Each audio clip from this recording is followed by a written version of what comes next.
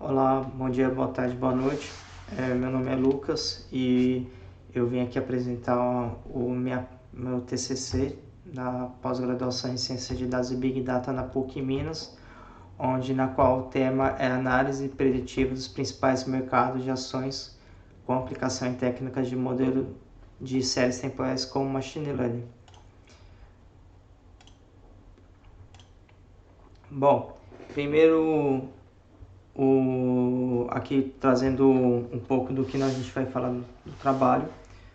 A gente vai colocar sobre introdução e contexto, a introdução ao problema, a coleta de dados, o processamento de dados e tratamento, análise e exploração, modelos de machine learning, a apresentação dos resultados e conclusão.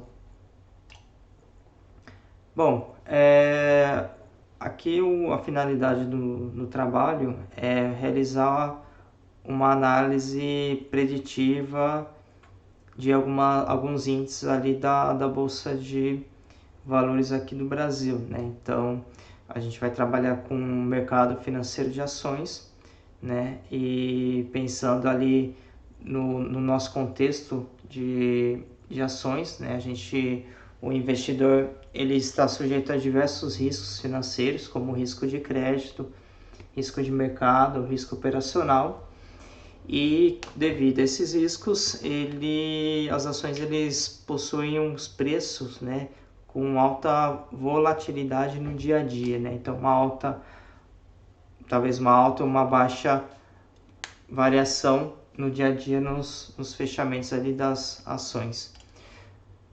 Bom, então para a nossa introdução ao problema, a gente tem determinados riscos, né? Então, nesses riscos existe uma importância no investidor realizar essa previsão, né? Mas só que não é uma coisa muito fácil, né? Então, o analista de investimentos, eles têm uma certa dificuldade em analisar e aplicar resultados nas previsões nas carteiras de ações, né? Bom, para esse nosso trabalho, a gente vai trabalhar com Python, onde que nós temos aqui algumas bibliotecas que foram utilizadas. Primeira biblioteca Selenium, na qual realizou o Web Scraping, isto é, uma coleta de dados. O Pandas, que é através de análise de dados, o Pandas Data Reader, o NumPy também é utilizado, o Matplotlib e o Seaborn para visualização dos dados, né, criação dos gráficos, o Profit e o Stats Model para a criação ali dos modelos de Machine Learning e o sklearn, que é para cálculo das métricas, né? Esses são as principais bibliotecas que foram utilizadas no presente trabalho. Bom, a coleta de dados, então, ela constitui duas etapas. A primeira é buscar as maiores empresas em participação da quantidade de ações, né? Isto é, participação acumulada, né, na quantidade total de ações ali da Bovespa. E através dessa busca das top 8, existe a segunda etapa, que é a busca dos preços de fechamento e abertura das ações, na qual a gente utiliza o pacotinho Pandas Data Reader, através ali do módulo do Raio Finance, onde que a gente vai buscando as informações ali do site para ter esses dados. Então essa primeira tabela, ela constitui nos campos, né, e descrição e tipo ali da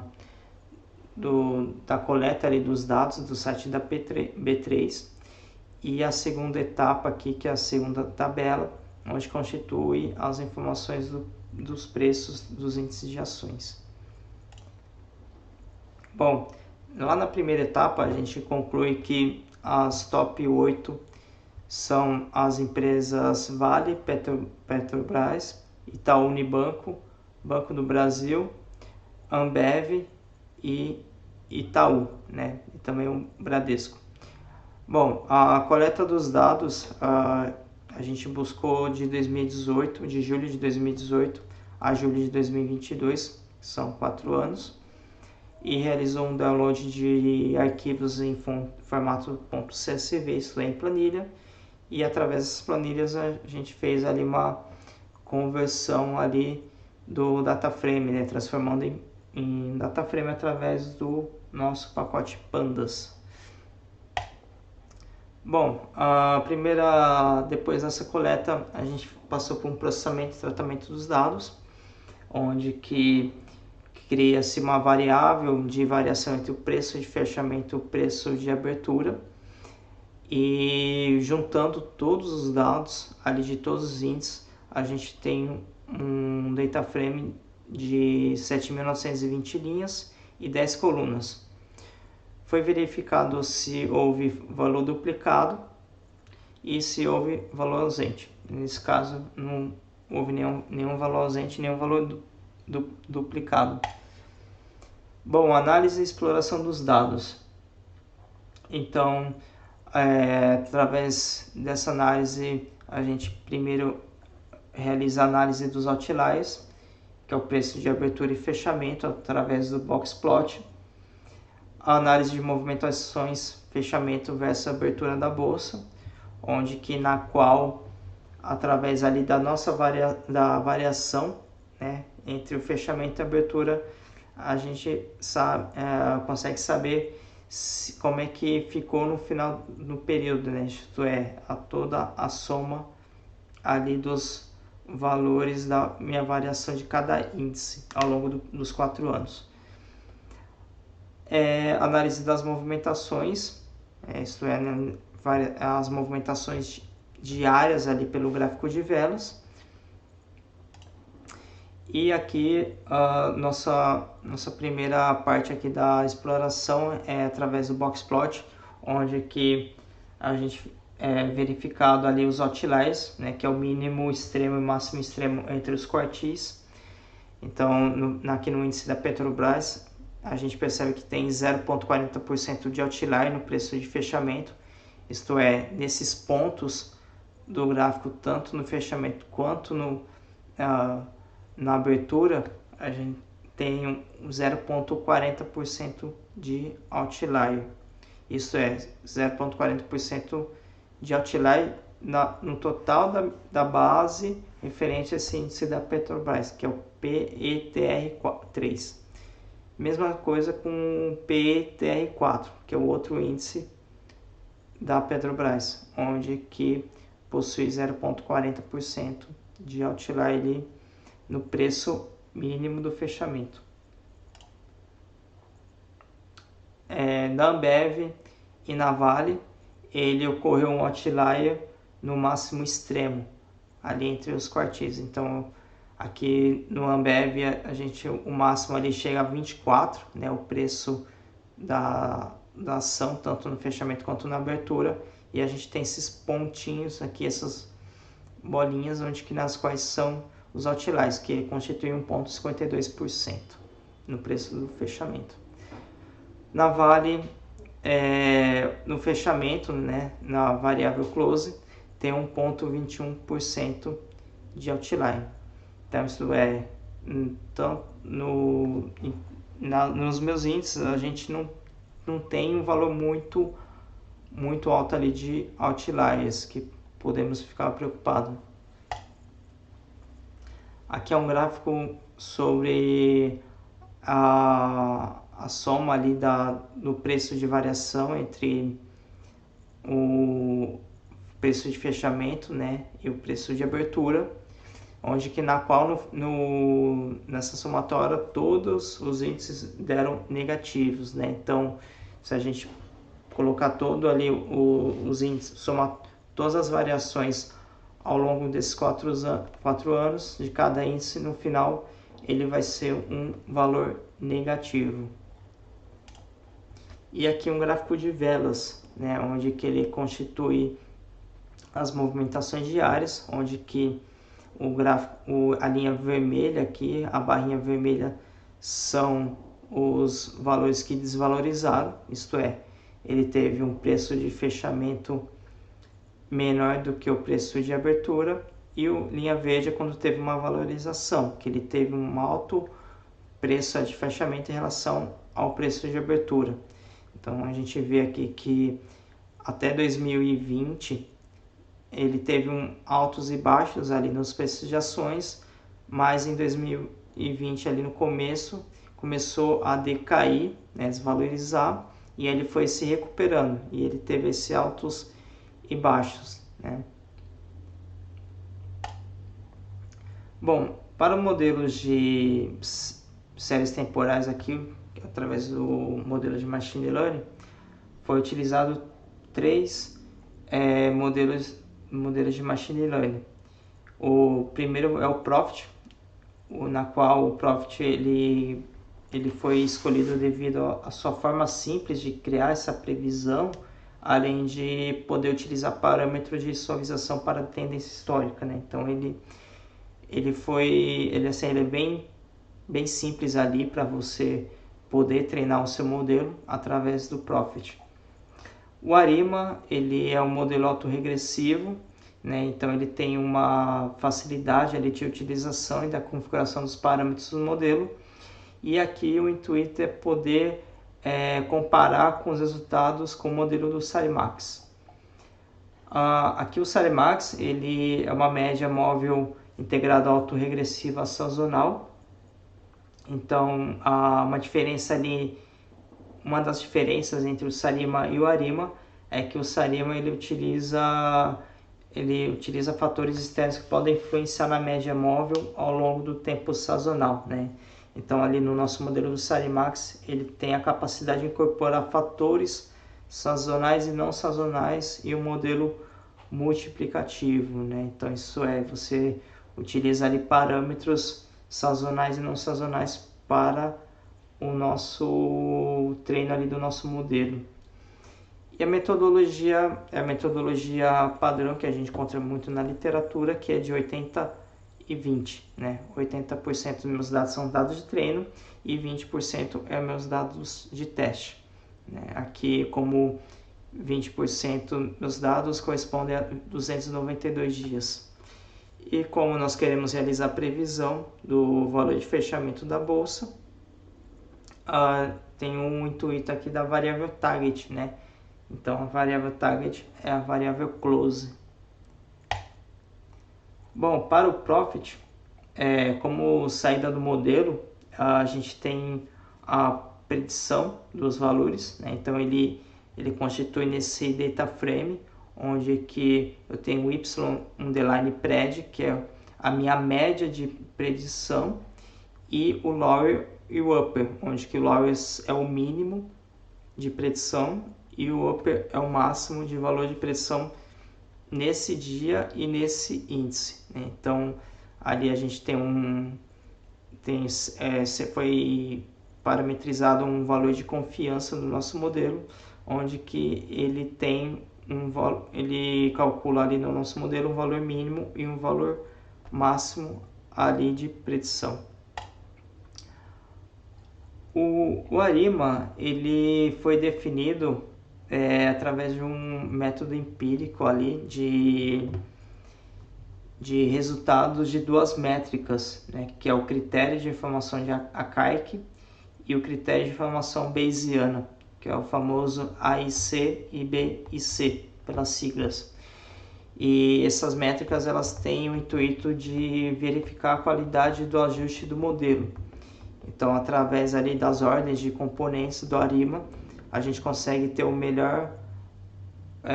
pegar o melhor resultado dessas duas métricas e ali a gente treinar o nosso modelo. E também através ali do Status Models, a gente tem ali um p-valor, né, que é estatisticamente significativo, isto é, se o p-valor ali é menor que 0,05, né, ou 95% do nosso modelo. Para o SariMax, foi utilizado ali as ordens de parâmetro ali iguais do ARIMA, e também foi adicionado mais alguns outros parâmetros, que são os parâmetros sazonais. Então a gente tem o parâmetro P, que é o parâmetro autorregressivo não sazonal, o D, que é a ordem de diferenciação, o Q, que é a ordem de média móvel não sazonal, e o S é a duração sazonal. Então, através ali da verificação das métricas do AIC e BIC, a gente tem ali os melhores parâmetros para cada índice da bolsa, né? Bom, de apresentação de resultados, então a gente tem esse gráfico onde que a gente tem a previsão versus o atual, né? O atual, falo aqui, o atual é o preço de fechamento ali do período. Então aqui para o índice do Itaú, a gente tem essa linha azul esverdeada, na qual é o meu dado de treino. E aqui, depois desse período, esse azul claro é o meu preço atual de estoque, né? Então o meu valor real, e minha linha laranja é o meus valores preditos, né? Então você vê que aqui pelo Profit ele conseguiu seguir ali a tendência do valor atual, por mais que não seja tão próximo, né? Em vários momentos ele ficou próximo, em outros momentos não. E minha área cinza é ali o meu valor máximo de predição e o meu valor mínimo de predição, né? Então ele preenche ali toda essa área cinza, é o preenchimento de toda o valor máximo, o valor mínimo ali de predição do nosso modelo Profit. Aqui do Vale, ele ficou ele não teve um bom desempenho, né, olhando pelo gráfico em relação ao do Itaú, na qual ele segue ali uma tendência de valorização, mas ele não consegue acompanhar essa alta valorização que teve ali entre o final de 2020 e o início de 2021, né? Então aqui você vê uma curva muito acentuada, o nosso modelo não conseguiu acompanhar de certa forma, mas ele teve ali a tendência de valorização. No modelo do Arima, a gente percebe que ele tem uma curva aqui, né, levemente acentuada para cima, então ele teve uma valorização, e a minha área cinza ele preenche ali toda a minha linha azul, né? Então ele basicamente ele está dentro ali dos valores atuais, né? Já que da Petrobras, né, a gente percebe que ele também fica um pouco acentuado aqui no nosso modelo do Arima, mas só que ele não conseguiu seguir essa tendência, né, também de alta valorização ali do final de 2020 ao início de 2021. Aqui o Sarima, ele no Itaú Unibanco, a gente percebe que o índice dos meus valores reais ele segue aumentando, depois vai diminuindo, vai aumentando e vai diminuindo. Então ele tem essa alta e baixa, mas para o nosso modelo a predição é de que ele vai levemente se desvalorizando, né? Aqui outro exemplo, onde que ele do Banco do Brasil, na qual ele também vai se aumentando e diminuindo, e aqui ele teve uma acentuação maior ali da nossa reta, né, para um declínio ali, isto é, desvalorizando ali os preços de predição ali do nosso modelo.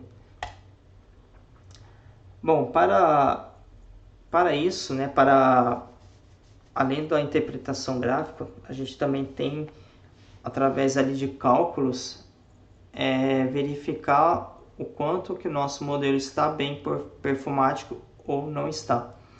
Então, a gente foi utilizado aqui 3 métricas, nas quais é o MSC, que é o erro quadrático médio, onde que ele calcula a média de diferença entre o valor predito com o real, e neste caso você vê que essa diferença ele é elevada ao quadrado, né? Então se caso a minha diferença entre o previsto e o real foi grande, ele acaba se penalizando ali o nosso modelo. A raiz quadrática média, que é bem parecida ali com o MSE, né? Ele também tem ali uma ideia de penalização entre as diferenças grandes, mas só que aqui a gente tem uma raiz quadrada, né? Então ele é uma boa opção aqui para uma avaliação mais criteriosa sobre as previsões do nosso modelo. E o MAPE, né? O MAPE ele é o erro de percentagem absoluta média, na qual ele é mais intuitivo, porque ele está em percentual. Então, se a gente pensar aqui que, colocar um exemplo de que 20% significa que está tendo 20% ali do nosso erro em percentual do nosso modelo que realiza as previsões, né? Isso é entre a média da diferença e o valor previsto. Bom, através ali das métricas, né, que foi calculada, foi utilizado ali o pacote Scikit-Learn e aí nisso a gente tem os resultados, né? Aqui então a gente vê aqui através do gráfico que foi plotado pelo Seaborn, a gente verifica que o erro quadrático médio, aqui o MSE do Sarima teve uma performance muito ruim, né, de 69. Já o Profit aqui, o MAPE do Profit aqui está 0,18, né? Então 0,18%. E aqui também a gente vê que o RMSE também foi bom, tanto do Profit quanto do Arima.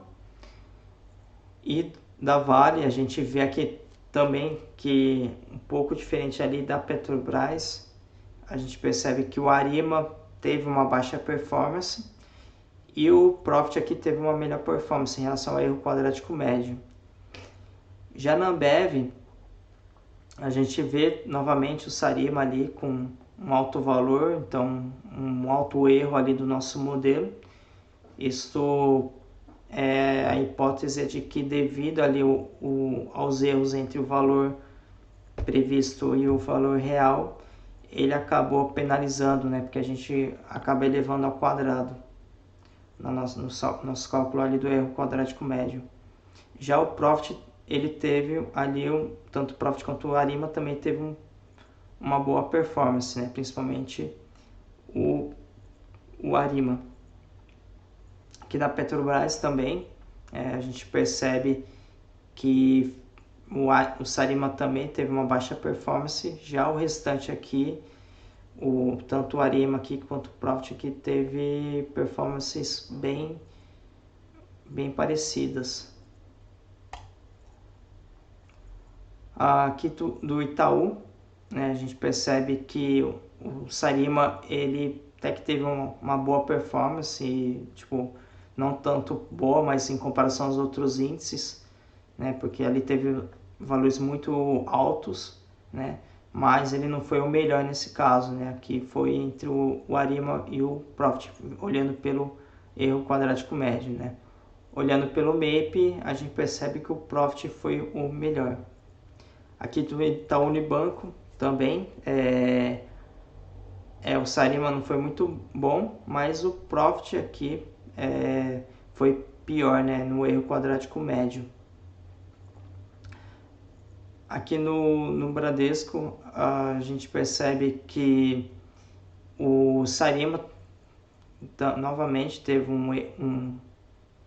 uma baixa performance e o Arima aqui a gente viu que foi melhor, né, verificando através do erro quadrático médio e o RMSE. Já que pelo Banco do Brasil, a gente verifica que o Profit foi ruim ali no erro quadrático médio e no RMSE aqui a gente vê que o Arima foi melhor, né? Tanto o RMSE quanto o erro quadrático médio é o MSE.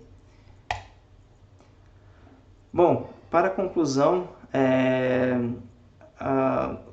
verificando ali pelas métricas do MSE, né, que é o erro quadrático médio e o RMSE, a gente verifica que o modelo ARIMA teve um bom resultado, né, um ótimo resultado ali de performance, e a métrica MAPE, o modelo Profit também obteve uma ótima performance. Então, se eu fosse escolher ali os dois modelos para colocar, né, seria o ARIMA e o Profit.